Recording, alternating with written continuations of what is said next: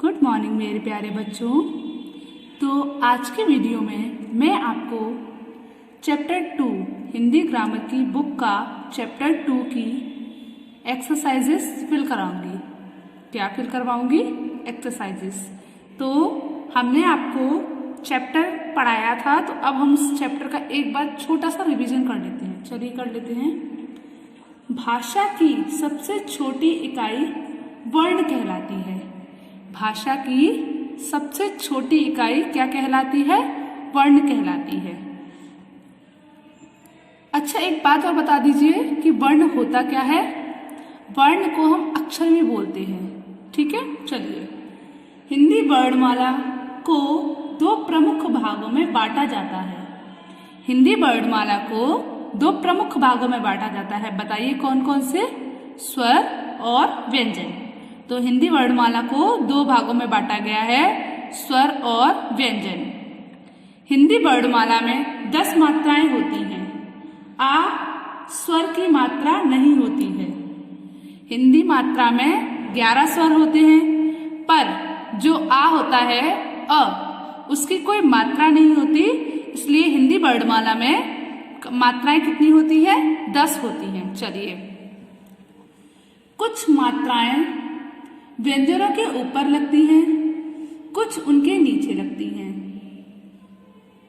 कुछ व्यंजनों के आगे और कुछ व्यंजनों के पीछे लगती हैं। मतलब क्या होता है? कुछ मात्राएं तो ऊपर लगती हैं, कुछ मात्राएं क्या होता है? नीचे लगती हैं। जैसे ऊ की मात्रा नीचे लगती है ना। कुछ व्यंजनों के आगे लगती है, जैसे छोटी ई की मात्रा आगे लगती है, और कुछ व्यंजनों के पीछे लगती है। और कुछ मात्राएं ऐसी होती हैं जो व्यंजनों के पीछे लगती है, जैसे बड़ी ई की मात्रा। रा के साथ उ या ऊ की मात्रा उसके पेट पर लगती है। जब हम रा पर छोटे ऊ या बड़े ऊ की मात्रा लगाते हैं तो कहाँ पर लगाते हैं? उसके पेट पर लगाते हैं। देखिए, जैसे रा पर ऊ की मात्रा लगाई तो हमने ये कैसे बनाया है? छोटे ऊ की है ये। और जब हमने रा पर बड़े ऊ की मात्रा लगाई तो कैसे बनाया है? जब हम रा पर छोटे ऊ की मात्रा लगाते हैं तो रा के बाद हम ऐसे बनाते हैं उसको, और जब हम रा पर बड़े ऊ की मात्रा लगाते हैं तो हम कैसे बनाते हैं? इस तरीके से बनाते हैं इसको, ठीक है ना। तो ये बड़े ऊ की मात्रा है और ये छोटे ऊ की मात्रा है रा पर। तो इसके दो शब्द भी दिए हैं, रुपया और रुकना। और यहाँ पर भी बड़े ऊ की मात्रा के बीच में रा से बड़े ऊ की मात्रा के दो शब्द क्या क्या दिए हैं? रूप और रूठना। और भी शब्द होते हैं, पर यहाँ पर आपको दो एग्जाम्पल में समझा दिए गए हैं। चलिए, तो अब हम अपनी एक्सरसाइजेस फिल करना स्टार्ट करते हैं।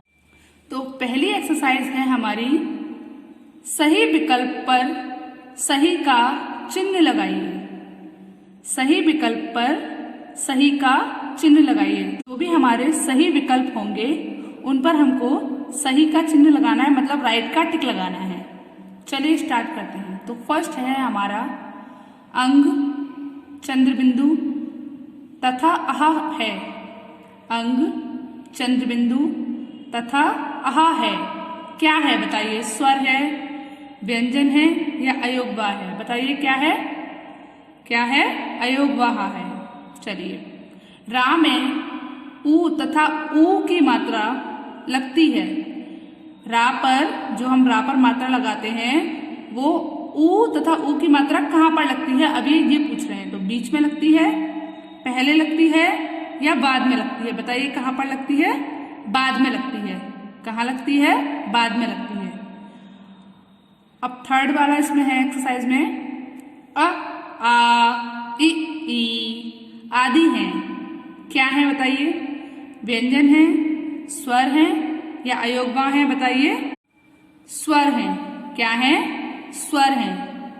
आ ई आदि क्या है? स्वर है। अब हमारी सेकंड एक्सरसाइज है, सही कथन पर सही तथा गलत कथन पर गलत का चिन्ह लगाइए। जो भी आपका स्टेटमेंट सही है उस पर आपको सही का टिक लगाना है, और जो भी स्टेटमेंट आपका रॉन्ग है उस पर आपको गलत का टिक लगाना है या गलत का साइन लगाना है। चलिए, तो फर्स्ट सेंटेंस पढ़ते हैं हम अपना। छोटी से छोटी ध्वनि, छोटी से छोटी ध्वनि को वर्ण कहते हैं। छोटी से छोटी ध्वनि को हम क्या कहते हैं? वर्ण कहते हैं। बताइए ये स्टेटमेंट सही है या रॉन्ग है? बताइए, राइट है या रॉन्ग है?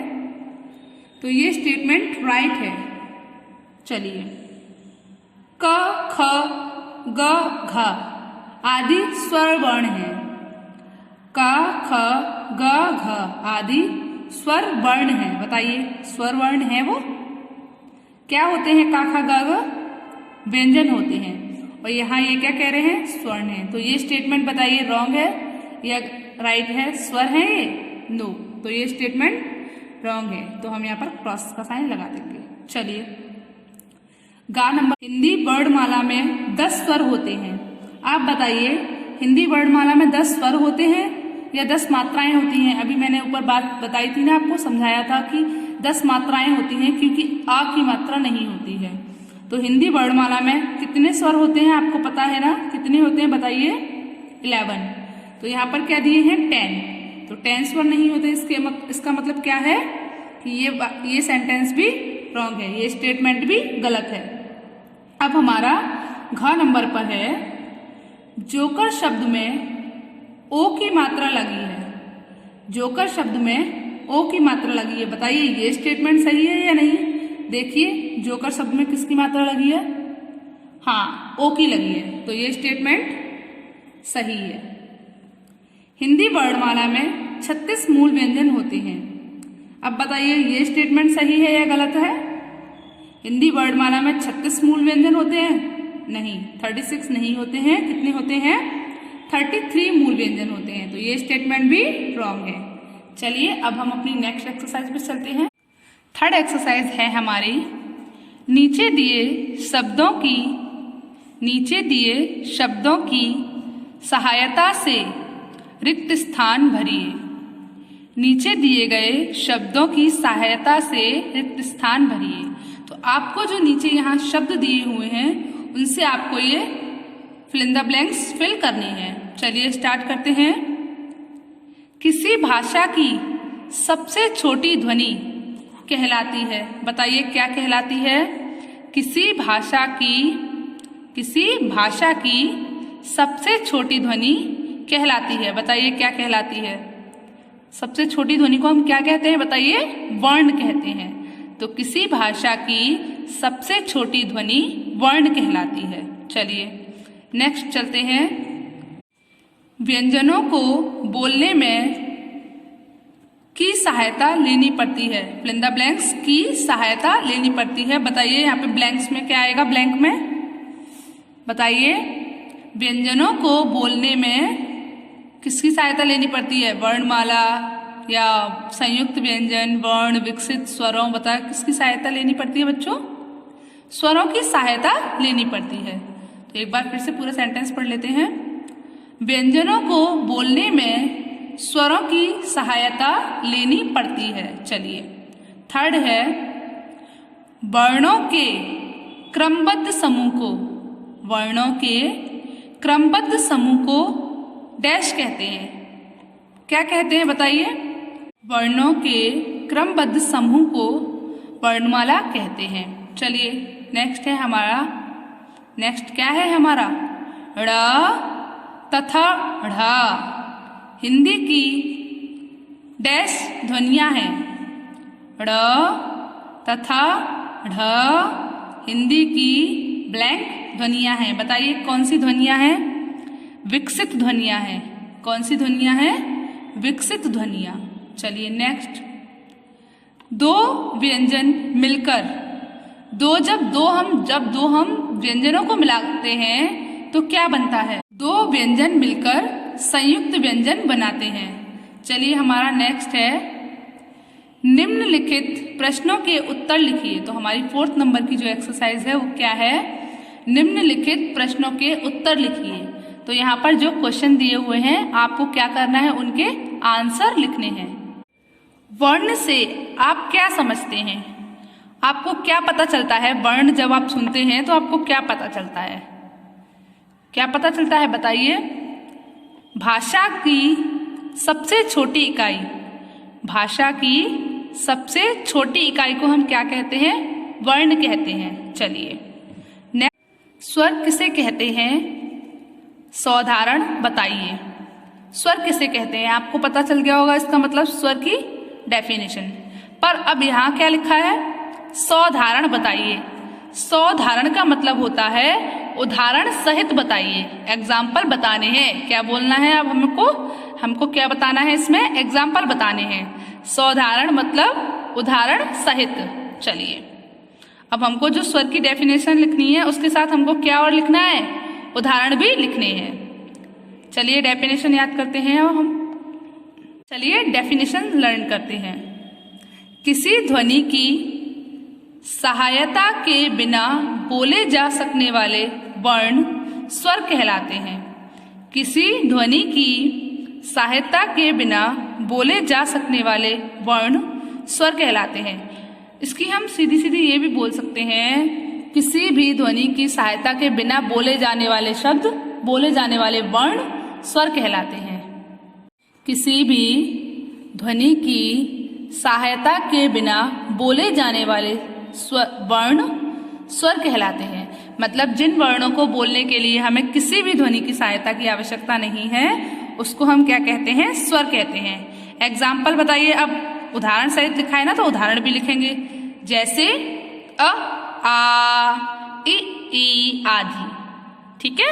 चलिए नेक्स्ट है हमारा, तो का नंबर का है हमारा, व्यंजन किसे कहते हैं? क्या करना है अब हमको? व्यंजन की डेफिनेशन लिखनी है। साधारण बताइए। कैसे लिखनी है? उदाहरण सहित लिखनी है। चलिए स्टार्ट करते हैं। किसी ध्वनि की सहायता से बोले जाने वाले वर्ण, किसी ध्वनि की सहायता से बोले जाने वाले वर्ण व्यंजन कहलाते हैं।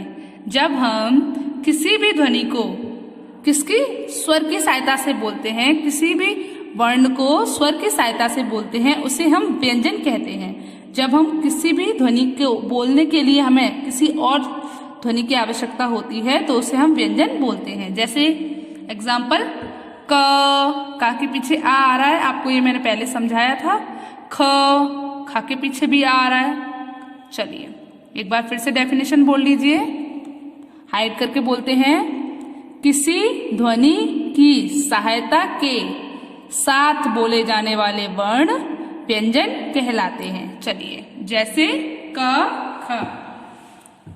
वर्णमाला से आप क्या समझते हैं? हिंदी वर्णमाला में वर्णों की संख्या बताइए। पहले आपको क्या बताना है कि वर्णमाला से आप क्या समझते हैं। हिंदी वर्णमाला में वर्णों की संख्या बताइए और वर्ण कितने होते हैं ये बताना है। वर्णों के क्रमबद्ध समूह को वर्णमाला कहते हैं। जो हमारे वर्ण होते हैं उनका एक समूह को क्या कहते हैं? उनके जो समूह होते हैं उनका जो एक समूह है उसे हम वर्णमाला कहते हैं। तो डेफिनेशन क्या हुई? वर्णों के क्रमबद्ध समूह को वर्णमाला कहते हैं। अब आप मुझसे ये नहीं पूछा कि क्रमबद्ध मतलब नंबरों में लगे हुए या क्रम में लगे हुए शब्द समूह को। जैसे का के बाद खा आता है, खा के बाद गा आता है, तो क्रम में लगे हुए हैं ना ये सारे वर्ण। तो वर्णों के क्रमबद्ध समूह को वर्णमाला कहते हैं, जिनकी संख्या 52 होती है। हमारा सेकंड जो क्वेश्चन इसमें था उसके क्या है? जिनकी संख्या 52 होती है। अब 52 कैसे होती है मैं आपको बताती हूँ। 11 स्वर, 33 व्यंजन, कितने हो गए बताइए? 44 हो गए ना। 2 विकसित ध्वनियाँ कितने हो गए बताइए मुझे? 46 एंड 4 संयुक्ताक्षर। अब बताइए कितने हो गए? बताइए ना। तो वर्णों के क्रमबद्ध समूह को वर्णमाला कहते हैं, जिनकी संख्या कितनी होती है? 52 होती है। चलिए, और 2 हमारे जो होते हैं ना अयोगवा, वो भी इसी में होते हैं, तो उनको मिलाकर 52 हो जाते हैं। संयुक्त व्यंजन कौन कौन से होते हैं बताइए। अब इन्होंने पूछा कि कौन कौन से संयुक्त व्यंजन होते हैं, हमें इनको वो बताना है। चलिए अब हम बताते हैं। संयुक्त व्यंजन 4 होते हैं। संयुक्त व्यंजन कितने होते हैं? 4 होते हैं। छ, त्र, ज्ञ और क्या होता है? श्र। एक बार फिर से बोलिए। छ, त्र, ज्ञ श्र। चलिए अब हम नेक्स्ट पर चलते हैं। अध्यापक विद्यार्थियों से निम्नलिखित शब्दों को उनके मूल वर्णों के रूप में लिखवाएं।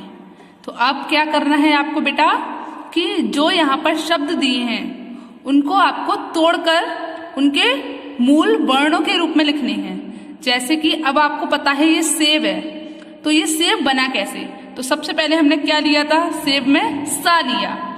सा पर हमने क्या किया है बताइए? सा पर हमने ए की मात्रा लगाई है, तो आधा सा हो गया प्लस ए, सा प्लस ए, फिर प्लस, फिर ब।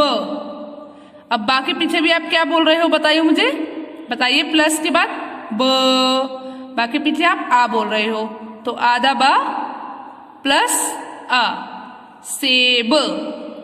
ऐसे ही क्या है सेकंड? अध्यापक। अब बताइए, देखिए आ है आगे, तो आ तो स्वर है, स्वर को किसी भी ध्वनि की जरूरत नहीं होती है बोलने के लिए, तो अ। उसके बाद क्या है? ध। अब देखिए ध आधा है, तो इसको भी हलंत लगा के लगाएंगे, तो इसको भी अब स्वर की जरूरत नहीं है, स्वर रहित हो गया ना ये, इसीलिए अध्य। या बोल के देखिए, तो या पर किसकी मात्रा आ रही है? आ की, तो या के बाद हम क्या लगाएंगे? प्लस करके आ लगाएंगे। अब बोलिए पा के पीछे भी क्या आ रहा है? आ रहा है, तो पा प्लस अ, फिर का प्लस आ, तो आ प्लस ध प्लस या प्लस आ प्लस पा प्लस आ प्लस आ प्लस का प्लस आ। तो इसी तरीके से हमने ये तीन भी बनाए हैं। प्र आ, प्रा, र, थ, अ, ना, आ। पहले हमने प्रा का बनाया, प, र, अ। देखिए पा है, रा पदेन है, फिर उसके बाद किसकी मात्रा लगी हुई है? आ की, तो प्रा।